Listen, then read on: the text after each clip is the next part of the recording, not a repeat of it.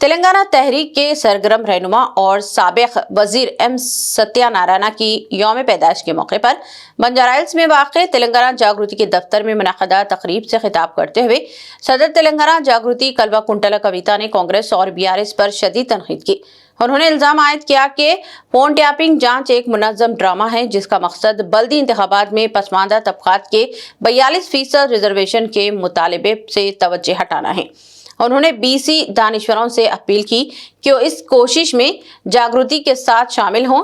तेलंगाना जागृति की सदर ने यह सवाल उठाया कि अगर कांग्रेस पार्टी बैकवर्ड क्लासेस को 42% रिजर्वेशन दिए बगैर इंतखाबात में जा रही है तो बीआरएस पार्टी खामोश तमाशाई क्यों बनी हुई है।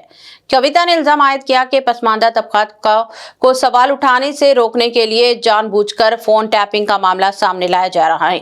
उन्होंने दो टोक अल्फाज में कहा कि इस जांच से कुछ हासिल नहीं होगा और शहरी इलाकों में होने वाले बल्दी इंतखाबात के पेश नज़र अवाम को गुमराह करने के लिए ये ड्रामा रचा जा रहा है। कविता ने कहा कि सत्यानारायण ने पसमानदा और कमजोर तबक़ात के हुकूक के लिए बेमिसाल जद्दोजहद की, मगर साबिक़ा हुकूमतों ने इसे जहदकारों को नजरअंदाज किया। उन्होंने मुतालबा किया कि एम सत्यानारायण का मुजस्सिमा टैंक बैंड पर नस्ब किया जाए और वाज़े किया कि तेलंगाना जागृति इख्तिदार में आने पर तेलंगाना तहरीक के शहदा और कायदीन की जयंती व बरसी सरकारी सतह पर मनाई जाए, जबकि पसमानदा तबक़ात को इनका जायज़ हक दिलाने के लिए जद्दोजहद जारी रखी जाएगी।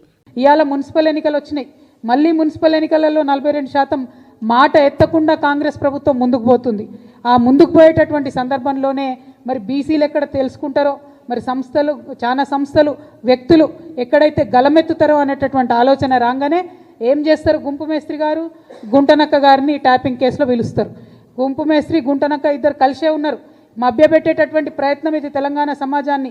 రేపు పొద్దున మీరు నోటిఫికేషన్ ఇస్తున్నారు మున్సిపాలిటీస్ కోసం, మా బీసీలంతా ఏకమవుతారు, ఏమైంది మా 42% అడుగుతారని చెప్పి కొత్త డ్రామా మొదలుపెట్టిరు తప్పితే ఇది ప్రజలకు వనికొచ్చేటటువంటిది కాదు।